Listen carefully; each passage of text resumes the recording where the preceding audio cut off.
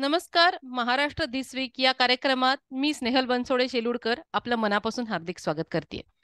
आपल्याला कल्पना आहेच की बातम्यांच्या, माध्यमांच्या आणि ब्रेकिंग न्यूजच्या गदारोळात आपण हा कार्यक्रम मुद्दाम सुरू केलाय. कारण जितक्या हेडलाईन्स राजकारणाच्या बातम्या महत्त्वाच्या असतात, त्याहीपेक्षा अनेक काही बातम्या अशा महत्त्वाच्या असतात की ज्या हेडलाईन्समध्ये किंवा वृत्तपत्रात पहिल्या पानावर नाहीत येऊ शकत. त्या कुठेतरी कोपऱ्यात येतात, पण सामाजिकदृष्ट्या, आर्थिकदृष्ट्या, सांस्कृतिकदृष्ट्या अशा बातम्यांचे मोठे परिणाम घडणारे असतात. म्हणूनच आपण दर आठवड्याला चर्चा करतो अशाच एखाद्या विषयाची आणि त्यासाठी आपण खास पाहुणे देखील बोलवतो. तर आजच्या या कार्यक्रमात आपल्यासोबत चर्चा करण्यासाठी अलिबागहून एक खास पाहुण्या जॉईन झालेल्या आहेत. त्यांचं नाव आहे सुजाता पाटील. सुजाताताई, नमस्कार. तुमचं स्वागत आहे कार्यक्रमात. नमस्कार. सुजाताताईंची मी थोडक्यात ओळख करून देते. सृजन माध्यमिक विद्यालय कुरुळ अलिबाग येथे गेली 30 वर्ष त्या मुख्याध्यापिका म्हणून कार्यरत आहेत. सृजन विद्याप्रसारक मंडळाच्या संस्थापक सदस्य आहेत. या शिक्षण संस्थेमार्फत स्वयं अर्थसहाय्यित तत्वावर प्राथमिक शाळा चालवली जाते.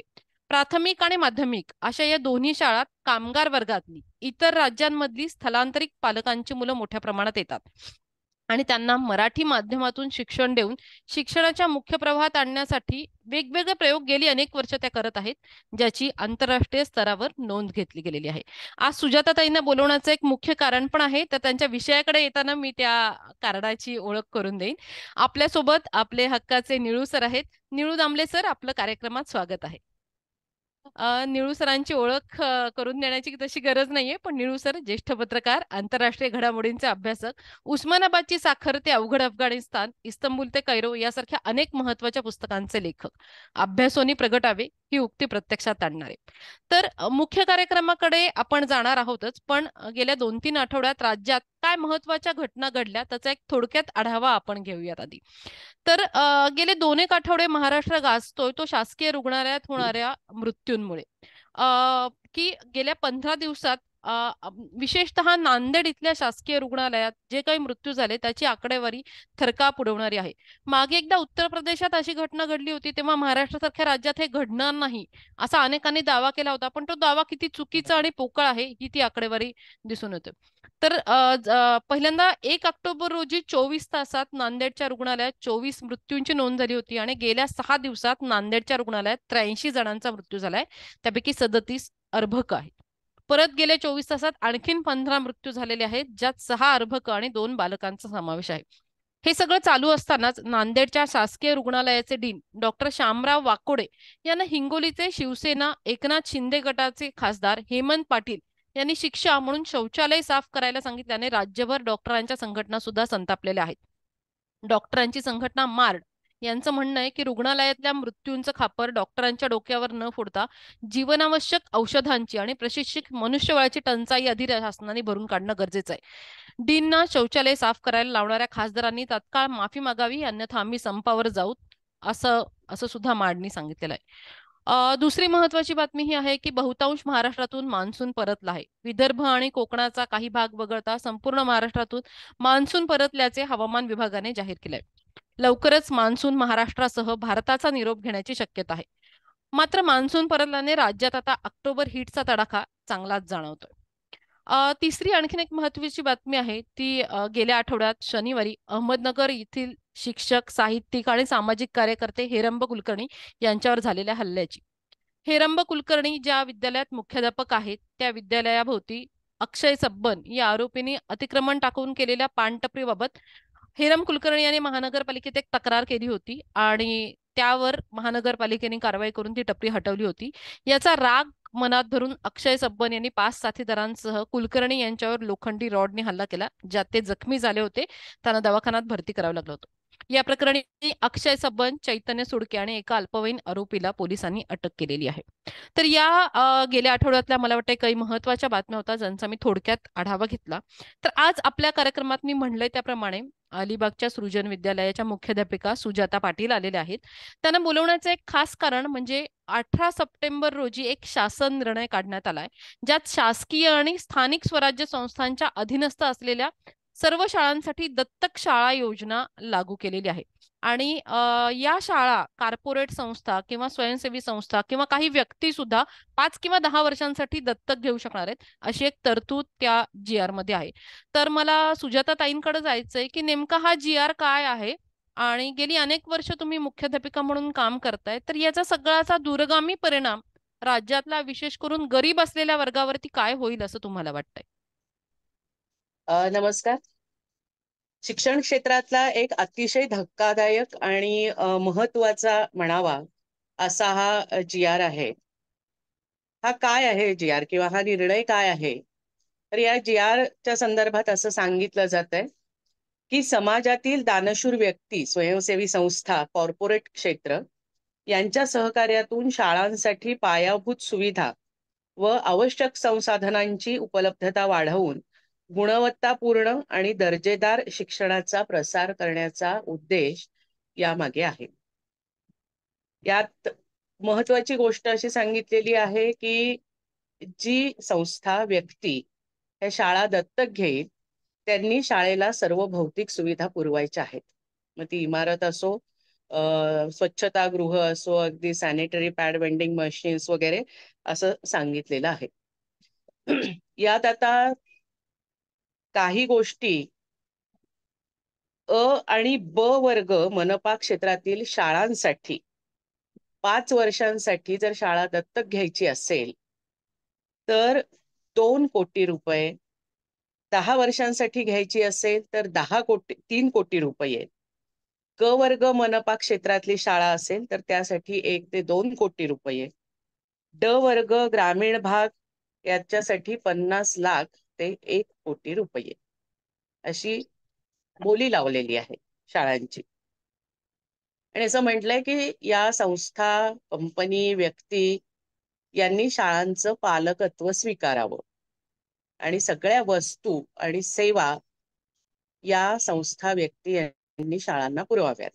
ही योजना अर्थातच शासकीय शाळांसाठी आहे. म्हणजे ज्या स्थानिक स्वराज्य संस्थांतर्फे आणि महानगरपालिका यांच्यातर्फे चालवल्या जातात अशा शाळांसाठी ही योजना लागू करण्याचा विचार आहे. यातली अजून पुढची एक फार धक्कादायक म्हणता येईल अशी गोष्ट आहे की तरतूद अशी केलेली आहे, असं सांगितलेलं आहे की हे पैसे देण्याचे म्हणजे ह्या सुविधा पुरवण्याच्या बदल्यात देणगीदारांनी सुचवलेलं नाव शाळेला देता येऊ शकणार आहे. म्हणजे त्या संस्थेचं, त्या कंपनीचं किंवा त्या व्यक्तीचं किंवा त्या व्यक्ती, संस्था, कंपनीला ज्या कोणाचं नाव आवडेल त्याचं नाव या शाळांना देण्याची व्यवस्था यात असणार आहे. आता माझ्या मते हा निर्णय योग्य का नाही? सगळ्यात पहिली गोष्ट की लोककल्याणकारी लोकशाही राज्यात शिक्षण ही शासनाची जबाबदारी आहे. आणि भारताच्या संसदेने 2009 साली मोफत आणि सक्तीच्या शिक्षणाचा अधिनियम, राईट टू एज्युकेशन ऍक्ट, संमत केला. याच्या अंतर्गत 6 ते 14 वयोगटातल्या मुलांना मोफत आणि सक्तीचं प्राथमिक शिक्षण देणं हा या कायद्याचा उद्देश आहे. आता यात एक गोष्ट लक्षात घेतली पाहिजे की मोफत शिक्षण देणं ही शासनाची जबाबदारी आहे आणि ते मिळणं म्हणजे ते मोफत, गुणवत्तापूर्ण, दर्जेदार शिक्षण मिळणं हा मुलांचा हक्क आहे. हे सगळ्यात महत्वाची गोष्ट आहे जी शिक्षण हक्क कायद्याने सांगितलेली आहे. मग आता अशा पद्धतीने जर आपण शासन या शाळांचं पालकत्व कुठल्याही खाजगी संस्था, व्यक्ती किंवा कंपन्या यांच्याकडे द्यायला लागलं तर हे उघड उघड मुलांच्या घटनादत्त अधिकारांचं उल्लंघन आहे आणि हे राईट टू एज्युकेशन ऍक्टचं व्हायोलेशन आहे. ही सगळ्यात महत्वाची गोष्ट आपण लक्षात घ्यायला पाहिजे. अगदी. म्हणजे खरं सांगायचं तर विविध प्रकारांनी ह्या शिक्षण हक्क कायद्याची पायमल्ली आपल्या राज्यातच काय देशात जवळजवळ सगळीकडे चालू आहे. हे गुणवत्तापूर्ण शिक्षण मुलांना पुरवणं, पूर्ण शिक्षणासाठीच्या सुविधा शाळांना पुरवणं, त्यासाठीचं योग्य प्रशिक्षण शिक्षकांना देणं, ही शासनाची जबाबदारी आहे. आणि याच्यातून जर का शासन पळवाटा काढू पाहत असेल तर ती अतिशय अयोग्य गोष्ट आहे. हे आपण सगळ्यांनी लक्षात घेतलं पाहिजे. आणि एक महत्वाची गोष्ट यात अशी आहे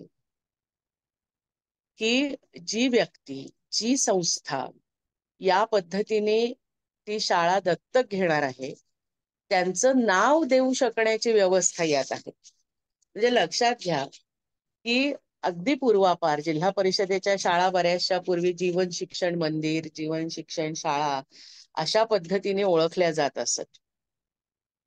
आता ज्या शाळा, ज्या व्यक्ती, ज्या कंपनी ही शाळा दत्तक घेणार आहे, त्या शाळा, कंपनी, व्यक्ती ह्यांच्या चारित्र्याबद्दल, ते करत असलेल्या व्यवसायाच्या स्वरूपाबद्दल काही निवड करण्याचे अधिकार शासन स्वतःकडे ठेवणार आहे की नाही, किंवा त्या तिथल्या स्थानिक जी व्यवस्थापन समिती आहे, शाळा आहे, शाळांचे पालक आहेत, यांना तो अधिकार असणार आहे की नाही.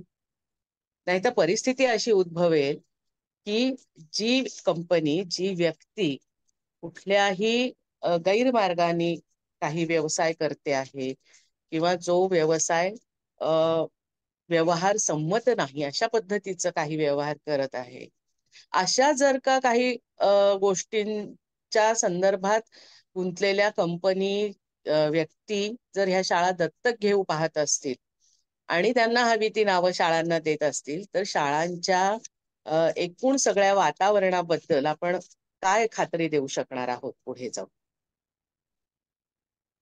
माझ्या मनात याबद्दल काही शंका अशा आहेत की शासनाने असं म्हटलंय की 5 किंवा 10 वर्षासाठी या शाळा दत्तक घ्याव्या.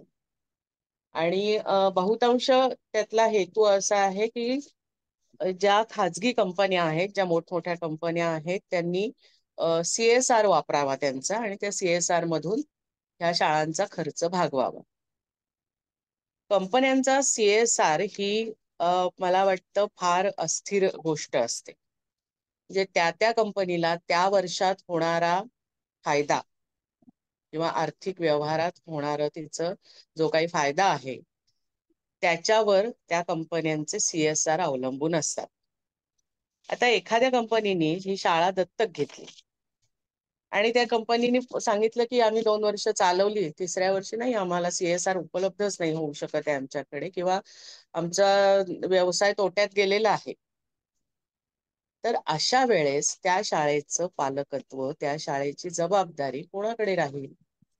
आणि अचानक अशा पद्धतीने जर त्या शाळेला येणारा निधी, फंड्स बंद झाले, तर होणारं नुकसान ह्याला जबाबदार कोण असणार? एक गोष्ट लक्षात घ्यायला हवी की आपल्या स्थानिक स्वराज्य संस्थांमधून जी शिकणारी मुलं आहेत, ती सद्यस्थितीत बघायला गेलं तर बहुतांश मुलं ही शेतकरी, मजूर, आदिवासी या स्तरातली आहेत. म्हणजे या पालकांना काही व्हॉइस नाहीये का, की शासनाने त्यांची मुलं ज्या शाळांमध्ये शिकतायत त्या शाळांचं पालकत्व, दत्तक पालकत्व परस्पर कोणालाही देऊन टाकावं. कारण पालक शाळेत मूल कुठल्या हेतूने आणतं की ही अमुक जिल्हा परिषदेची शाळा आहे, ही अमुक महानगरपालिकेची शाळा आहे. अशा हेतूनी जर का पालक मुलांना शाळेत घालत असतील, तर नंतर अचानक त्याचं पालकत्व दुसऱ्याच कोणाकडे तरी गेलं, तर या बाबतीत पालकांच्या भूमिकेचा किंवा पालकांच्या मताचा काही विचार घेतला जाणार आहे की नाही, याची जबाबदारी कोण घेणार आहे? एक ह्यातला धोका मला असा वाटतो की जी संस्था, जी व्यक्ती, जी कंपनी किंवा जी आस्थापना त्या शाळेचं पालकत्व स्वीकारेल, त्यांची विचारधारा किंवा त्यांच्या पसंतीचा अभ्यासक्रम या शाळांमध्ये राबविण्याचा प्रयत्न केला जाणार नाही, ह्याची खात्री कोण देऊ शकतं? म्हणजे आज अनेक ठिकाणी आपण असं बघतोय की सीबीएसई स्कूल्स आहेत काही ठिकाणी, इतर बोर्डाचे ज्या शाळा आहेत तिथे अनेक वेळा संबंधित संस्था, शाळा या काही वेगवेगळ्या प्रकारचे, काही वेगवेगळ्या पद्धतीचे अभ्यासक्रम राबवताना दिसून येतात, की जे शिक्षणाची जी एक आपल्या घटनेने जी व्याख्या केलेली आहे किंवा आपल्या राज्यघटनेने जी तत्व सांगितलेली आहेत, जी मूल्य सांगितलेली आहेत, त्याला अनुसरून नाहीत. मग अशा वेळी याच्यावर कोणाचं लक्ष असणार आहे, ह्याचं मॉनिटरिंग कोण करणार? या सगळ्या ह्याच्यात शाळा दत्तक दिल्या म्हणजे त्याच्यावरचं शासनाचं नियंत्रण किती राहील याबाबत मी स्वतः साशंक आहे. अजून एक मुद्दा मला असा वाटतो की अशा परिस्थितीमध्ये शिक्षक कोणाला उत्तरदायी राहणार आहेत? म्हणजे त्या स्थानिक स्वराज्य संस्थेला उत्तरदायी राहणार की ती व्यक्ती, संस्था, कंपनी यांना उत्तरदायी राहणार? भविष्यातला धोका मला असा दिसतो की आज तुम्ही इन्फ्रास्ट्रक्चरसाठी किंवा सोयी सुविधा याच्यासाठी या शाळा दत्तक आम्ही देतो आहोत असं म्हणताय. आत्ताच आपण जर का परिस्थिती बघितली महाराष्ट्रातली, तर जिल्हा परिषद शाळांमध्येच नाही फक्त, तर खाजगी शाळांमध्ये सुद्धा, म्हणजे अनुदानित खाजगी शाळांमध्ये सुद्धा महाराष्ट्रभरात लाखो शिक्षकांची पदं रिक्त आहेत आणि शासन ती भरत नाहीये. खाजगी संस्थांनाही ती भरायला परवानगी देत नाहीये. मग कशावरून पुढे जाऊन की शिक्षकांचे पगारही या संस्थांनी, या कंपन्यांनी करावेत असं कशावरून म्हणणार नाहीयेत हे? आणि मग अशा परिस्थितीमध्ये असं शिक्षणाचं पूर्ण खाजगीकरण होणं ही गोष्ट अत्यंत धोकादायक आहे. त्याचे धोके आजही आपण अनुभवतो आहोत. लक्षात घ्या की याच्यातून जी दरी वाढली जाणार आहे ना, म्हणजे आता काही ठराविक जिल्हे आहेत की जिथे इंडस्ट्रियलायझेशन आहे, खूप मोठ्या प्रमाणावर आहे, जिथे वेगवेगळ्या मोठमोठ्या कंपन्या आहेत आणि तिथून काही प्रमाणात CSR शाळांना मिळू शकतो. म्हणजे ही योजना अगदी अंमलात आणायचीच ठरवली शासनाने. पण आता गडचिरोली सारखा जिल्हा आहे जिथे काहीही म्हणजे कंपन्या नाहीत, इंडस्ट्रियलायझेशन नाही. मग तिथे काय करणार आहे? तिथे कुठून CSR आणणार आहे?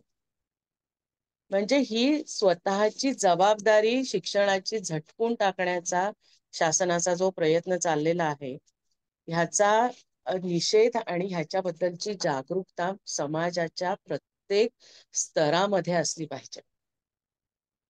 कारण आज माझं मूल जरी कुठल्याही खाजगी शाळेत जात असलं तरी जे समाजाच्या अगदी शेवटच्या घटकापर्यंत आहे, त्याच्या शिक्षणाच्या हक्काचं रक्षण करणं हे या राज्याचा, या देशाचा नागरिक म्हणून आपल्या सगळ्यांचं कर्तव्य आहे, हे आपण लक्षात घ्यायला पाहिजे.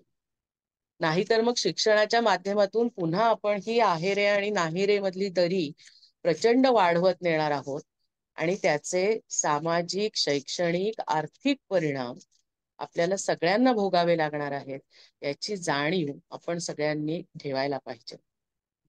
आणि म्हणून मला हा निर्णय अतिशय निषेधार्ह वाटतो, वाटतो.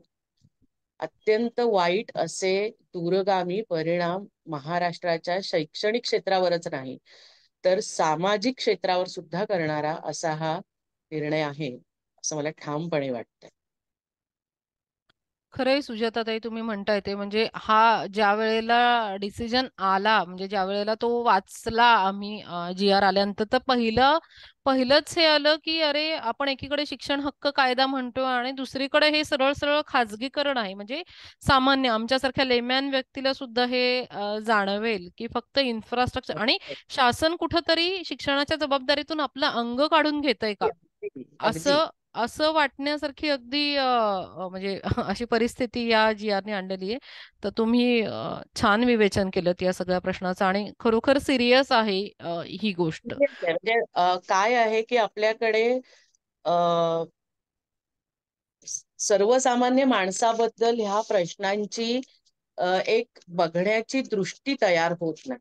आणि मग असं वाटतं की म्हणजे मी तुला सांगते की एक वर्ग यातला असाही आहे की काय बिघडतं, तुमच्या शाळा आधुनिक होणार आहेत, तुमच्या शाळांना इमारती मिळतील, तुमच्या शाळांना कम्प्युटर्स मिळतील, क्रीडांगणं मिळतील.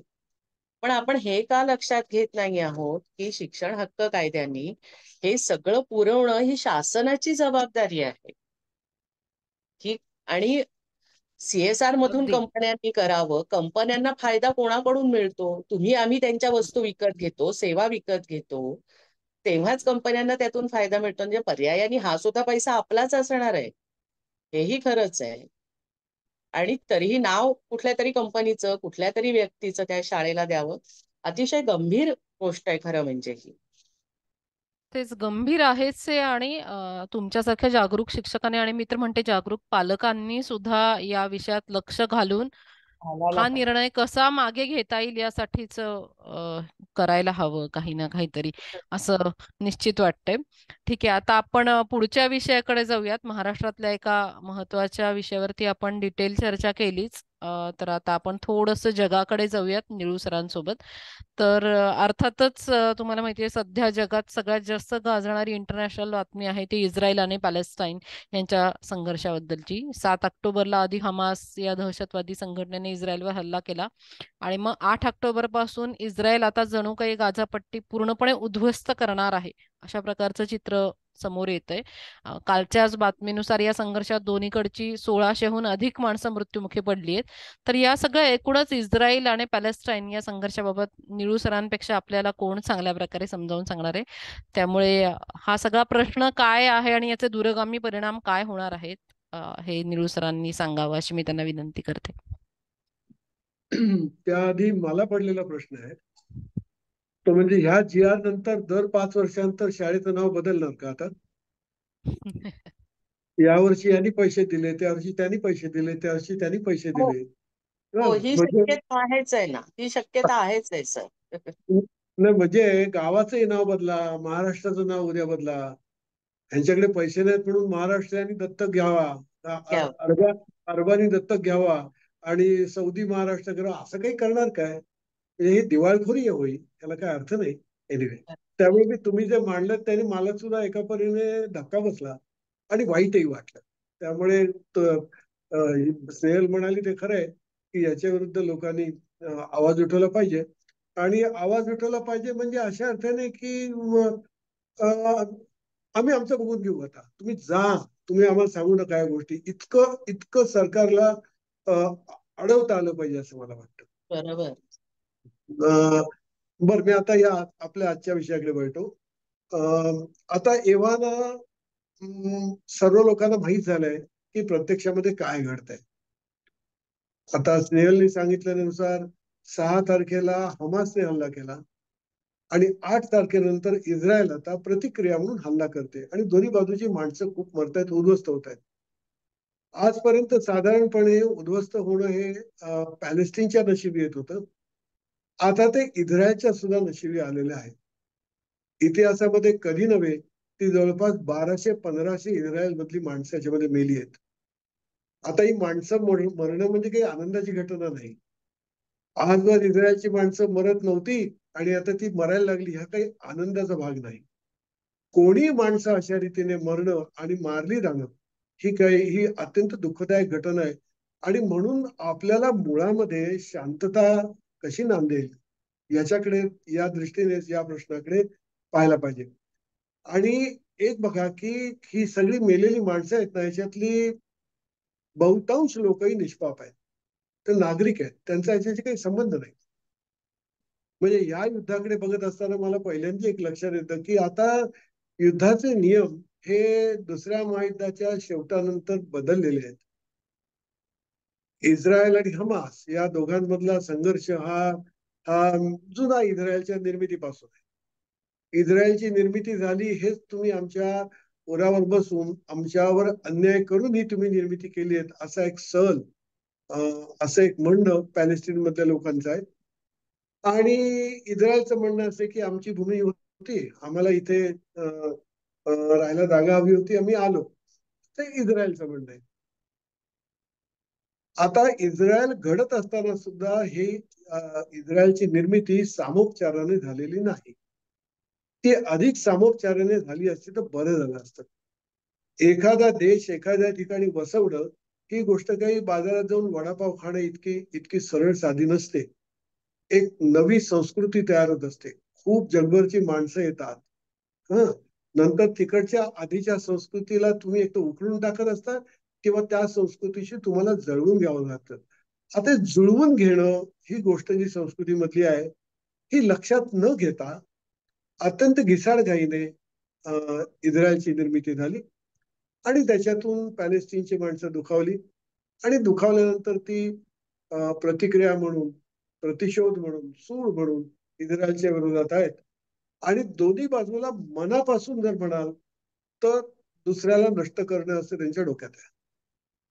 म्हणजे इस्रायली लोकांना ते वरून काही म्हणत, पण त्यांच्या डोक्यात आहे की सगळी पॅलेस्टिनी माणसं इथून गेली की आम्ही सुखात राहू असं त्यांना वाटतंय.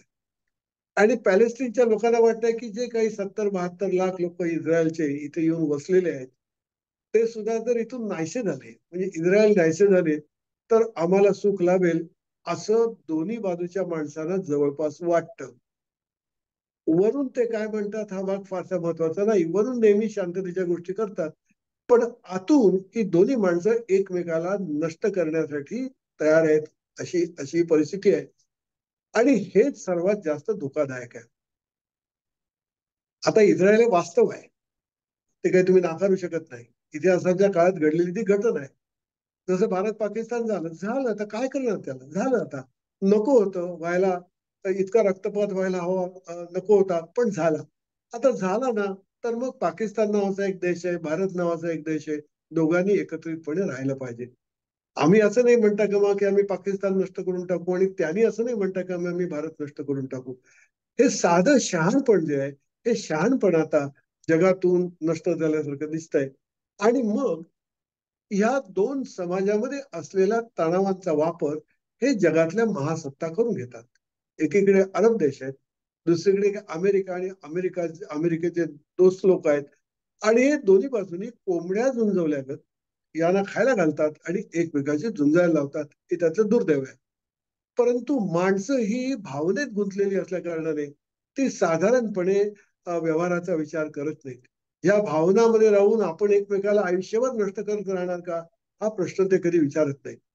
म्हणजे हमासच्या सुद्धा लक्षात यायला पाहिजे की त्यांना तुम्ही नष्ट नाही करू शकणार. तुम्हाला त्यांच्याबरोबर राहावं लागणार आहे. हे हमास किंवा पॅलेस्टीनचे लोक लक्षात घेत नाही. आणि इस्रायल सुद्धा लक्षात येत नाही की चारी बाजूनी तुमच्या पॅलेस्टाईन नावाचा देश आहे, पॅलेस्टाईन नावाची माणसं आहेत, ती रागावलेली आहेत, ती तुमच्या बरोबरीने यायला तयार नाहीयेत. अशा माणसांना तुम्ही आपलंसं करून घेणं, त्यांच्याबरोबर सहकार्य करणं, त्यांच्याबरोबर असे संबंध निर्माण करणं की आपल्याला तिथे नीटपणे राहता येईल, इकडे आपल्याला लक्ष द्यायला पाहिजे. दुर्दैवाने होत नाही. आणि शहाणपणा ही सर्वात कमी असणारी गोष्ट आहे, ती ती तिथे त्रासदायक ठरते. मला मी एक बारीकसा अनुभव सांगतो. मी एकदा, त्याला फार वर्ष झाली, पण मी ज्यावेळी जेरुसलेममध्ये हे सगळं पाहायला गेलेलो होतो, त्यावेळी जेरुसलेममध्ये मला तिथे जो एक पोलीस ऑफिसर भेटला, आधी सुरुवात एअरपोर्टवरच. तो एअरपोर्टवर बसलेला माणूसच म्हणाला की आमच्याकडे किती जरी सिक्युरिटी असली तरी सुद्धा माझ्या डोक्यात काय असतं तुम्हाला सांगतो, असं म्हणून त्याने स्वतःच्या पाठच्या खिशातला जो पैशाचं पाकिट काढलं. त्याच्या पाकिटामध्ये त्याचा आणि त्याच्या मुलाचा, छोट्या मुलाचा फोटो होता. तो म्हणाला की ही माझी बायका मुलं, मी घरी गेल्यानंतर ते सुरक्षित असतील किंवा नाही याची मला खात्री नाही. माणसाला असं जगावंसं लागणं ही जगातली सर्वात वाईट अवस्था आहे. आणि तिथे मी पॅलेस्टीनमध्ये सुद्धा फिरलो, इस्रायलमध्ये सुद्धा फिरलो आणि दोन्ही ठिकाणी माणसं अशी म्हणतात की आमचं जीवन हे असुरक्षित आहे. आणि शस्त्र अंगाशी ठेवून माणूस सुरक्षित होतो, ही मूर्ख कल्पना या लोकांना कुठून आली मला काय मांडले. तुम्ही शस्त्र असून तुम्ही सुरक्षित असत नाही, हे आता इस्रायलचं सुद्धा लक्षात आलं की एवढी मोठी शस्त्रांची व्यवस्था असताना सुद्धा जवळपास 1500-1700 माणसं इस्रायल मधली मेली आहेत. आणि जी मेली आहेत त्याच्यातली बहुतांश सगळी निष्पाप आहेत. म्हातारे आहेत, कोणी स्वातंत्र्य सैनिक आहेत, कोणी डॉक्टर आहेत, कोणी काय आहेत, कोणी काय, छोटी मुलं सुद्धा आहेत. ही माणसं मारून हमासने काय मिळवलं किंवा हमासच्या माणसांना मारून इस्रायल काय मिळवणार याचे हिशोब आपल्याला काही लागत नाही. आणि दुर्दैवाने ही सगळी भानगड तिथे झालेली आहे. या निमित्ताने माझं एक असं लक्षात येतं की जगातले युद्धाचे नियम सुद्धा कसे बदलले. आणि दुसऱ्या महायुद्धापासूनच असं म्हणता येईल. दुसऱ्या महायुद्धातली सर्वात मोठी घटना म्हणजे हिरोशिमा आणि नागासाकीवर टाकलेले बॉम्ब.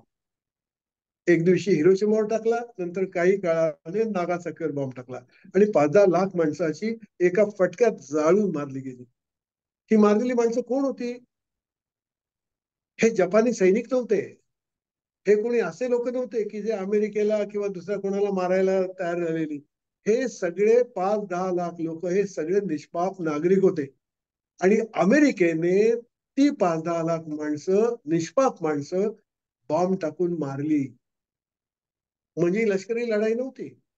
तेव्हा त्या दिवसापासून म्हणजे एकीकडे हिटलरने इंग्लंड मधल्या निष्पाप लोकांवर बॉम्बिंग करायचं 15 दिवस, 20 दिवस, 1 महिना, आणि तिकडली निष्पाप माणसं मारायची, पोरं सोरं मारायची. आणि इकडे मग यांनी जपानवर बॉम्ब टाकून जपान मधल्या पोरासोरांना मारायचं. ही लढाईची पद्धत दुसऱ्या महायुद्धानंतर सुरू झालेली आहे. आणि तीच पद्धत आता सर्व जगभर हळूहळू लोकप्रिय होताना दिसते. आणि तेच नेमकं हमास आणि इस्रायलच्या बाबतीमध्ये घडत आहे. इस्रायलला वाटतं की आम्ही देशभक्त आहोत, हमासला वाटतं की आम्ही देशभक्त आहोत. दोन्ही महान देशभक्त, दोघांनाही आपापल्या धर्माबद्दल महान प्रेम, दोघांनाही आपल्या परंपरा आणि संस्कृतीबद्दल महान प्रेम. पण या महान प्रेमाचं होतंय काय? तर दोन्ही ठिकाणची निष्पाप माणसं मारली जातात. आणि हा या सगळ्या प्रकरणातला दुःखदायक भाग आहे.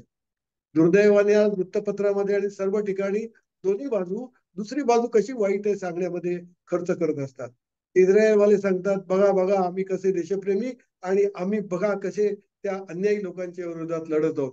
आणि हमासवाले सुद्धा तीच भाषा, शब्द फक्त बदलतात, समोरची नावं फक्त बदलतात. असं हे हमास आणि इस्रायलच्या बाबतीमध्ये घडत आहे. हे वाईट आहे. म्हणजे हमासचे लोक ज्या क्रूरतेने वागतात किंवा ज्या क्रौर्याने ते सामान्य माणसाला मारत सुटतात, त्याला इस्रायलचे लोक त्याला दहशतवाद असं म्हणतात. पण इस्रायल ज्यावेळी लोकांना मारते त्यावेळी मात्र ते देशप्रेम असतं, तो दहशतवाद नाही.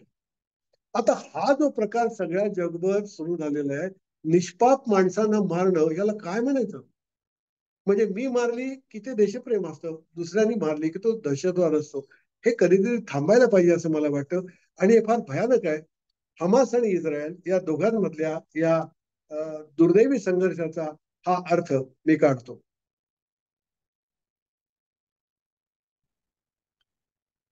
खरंय निळू सर, तुम्ही म्हणताय ते. आणि तुम्ही म्हणलात तसं की एक सगळ्या प्रकारची लोक जगात अस्तित्वात असणार आहे, आणि आणि आपल्याला त्यांच्यासोबत साहचर्याने राहणं हाच एक उपाय असू शकतो. आणि तो खरं तर जो सोपा उपाय असतो तो माणसाला नको असतो. मग ते उदाहरण इस्रायल किंवा हमासचा असो, भारत पाकिस्तानचा असो, नाहीतर अजून युक्रेन रशियाचा असो, तर वेळोवेळी आपल्याला हेच दिसतंय शेवटी common sense is very uncommon thing म्हणतात ती हम्म. आहे. पण दुर्दैवाने याच्यात ज्यांना किंमत भोगावी लागते ती अक्षरशः जीवाची किंमत मोजावी लागते. आणि एकदा जीव गेल्यानंतर तो माणूस शहाणपण सांगायला येऊ शकत नाही.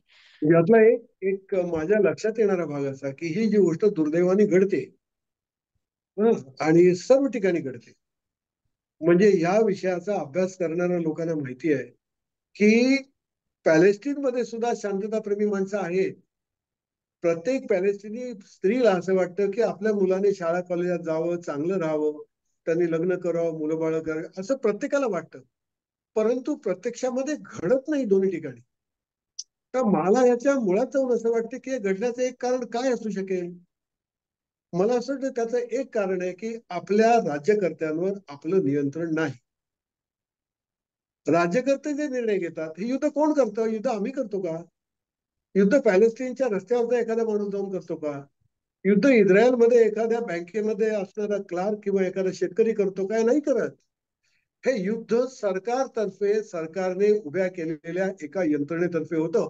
आणि सरकार ही यंत्रणा, म्हणजे आपण ज्याला लष्कर असं म्हणू, या लष्कराला नियंत्रणात ठेवून हे सगळे उद्योग करत असतात.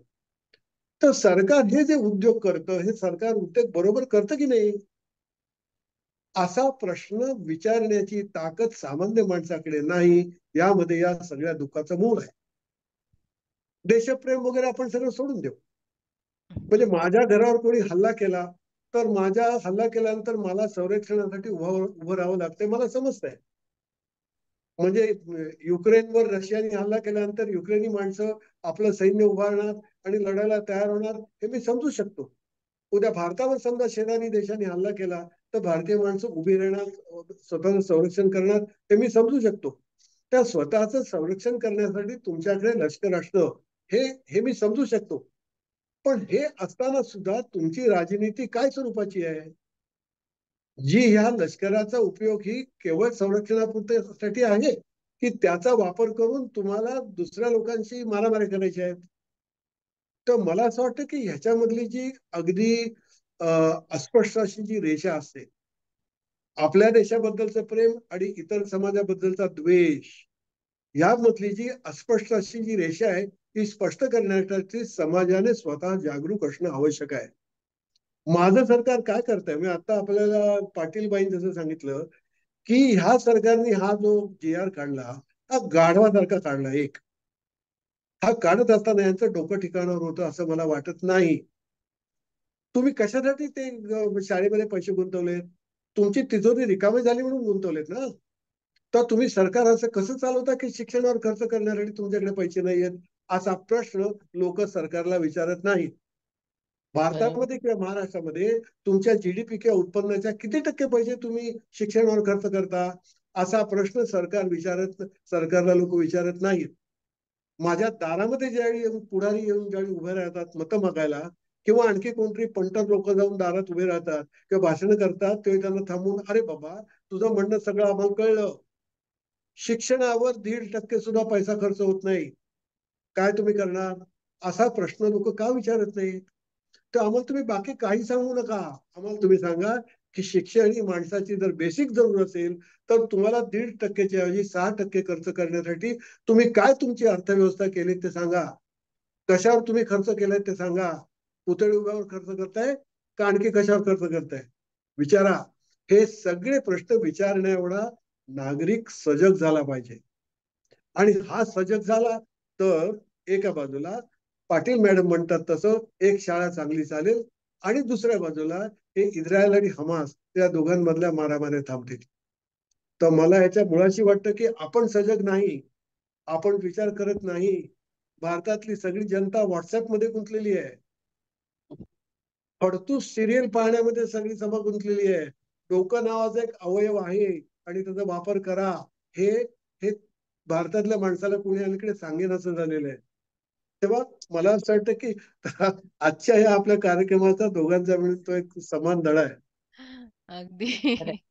तुम्ही खूप महत्वाच्या नोटवरती हे केलं. तर शेवटी सजग असणं याला म्हणजे पर्याय असूच शकत नाही. तुम्हाला जर जगायचं असेल, अगदी बेसिक गोष्ट जरी सुद्धा तुम्हाला सजग असण्याशिवाय पर्याय नाही आणि काही चांगल्या गोष्टींचं जगायचं असेल तर. तर thank you Nilu Damle sir, thank you Sujata Patil ताई, तुम्ही आज वेळ दिलात महाराष्ट्र धिस वीक साठी. धन्यवाद. आपल्याशी बोलून आनंद झाला. आपण भेटत राहू दर आठवड्यात नवी उमेद युट्यूब चॅनलवर. Thank you so thank you much. Thank you thank you.